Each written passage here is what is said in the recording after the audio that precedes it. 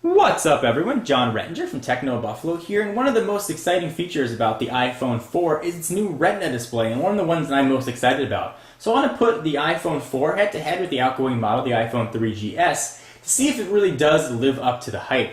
So the specs on the iPhone 4 screen, it's got the same 3.5-inch display as the outgoing 3GS, except it's got a 960 by 640 resolution with an 800:1 contrast ratio, which makes it the highest resolution smartphone on the planet. On the outgoing model, the 3GS has a resolution of 480 by 320.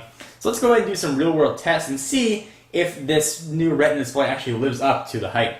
So let's go ahead and open up notes on each, and I've got the same note open with the same test. And just looking at the screen, you can definitely see a difference right off the bat. The page looks more true to color, shows a bit more display. On the right, it looks a bit washed out. Let's zoom in on the text. See if you can see any sort of difference here before the camera starts to sort of blur out on us.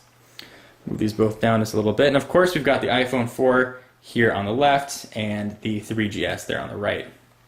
So just the point where the camera starts to blur, you can definitely see a difference in the screen, not necessarily the text. Let's go ahead and go to some websites and see if that's a difference as well on the text. So we will jump over to technobuffalo.com. We will zoom in. Go ahead and hit OK. We'll zoom all the way in as far as we can on the iPhone 4, and still no pixels. It looks very clear. We'll go ahead and do the same thing here. And sort of text to text right next to each other, you can see that the iPhone 4 does look crisper, it does look clear, although I'm not seeing any sort of pixels when I'm zoomed in all the way on the iPhone 3GS, although the 4 is definitely easier to read. So far in the test, it doesn't look to be that big a difference. Let's go ahead and try some other tests. So one of the places you're supposed to notice a big difference with the screens is by viewing video. So what better place to watch video than on YouTube?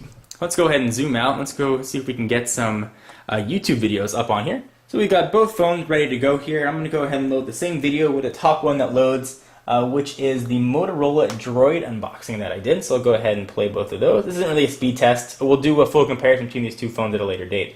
But we can at least see the quality of the video. And I'll leave them in the portrait orientation here as well.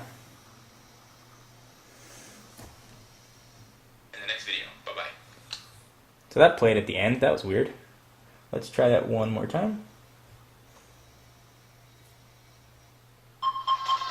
So let's see how the quality looks here.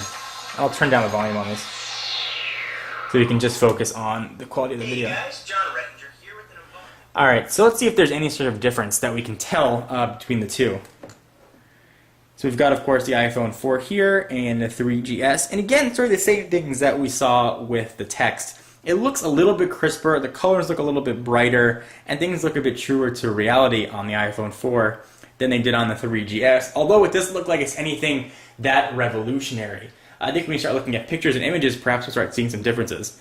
And speaking of pictures and images, let's see if there are any differences. Let's go ahead and check that out. So I'm going to go ahead and close out of this. We'll close out of here as well. Let's go in and jump into photos and see if there's anything that we can notice. So here we've got a picture of my baby niece, and this is really the first time where I can notice a very big difference between the two when looking at photos. I can see that it's not necessarily crisp and clear here on the 3GS, and the iPhone 4 really does look very nice. I'm going to see if I can zoom in a little bit more and see if we can tell the difference, at least as much as the camera will let us focus. There we go.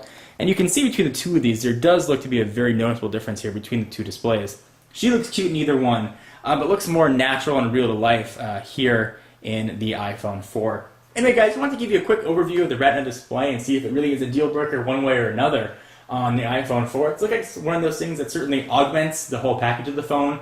Doesn't appear to be the sole reason to go out and buy one. Anyway, I hope you enjoyed. John Rettinger from Techno Buffalo, and I'll see you in the next video. Bye-bye.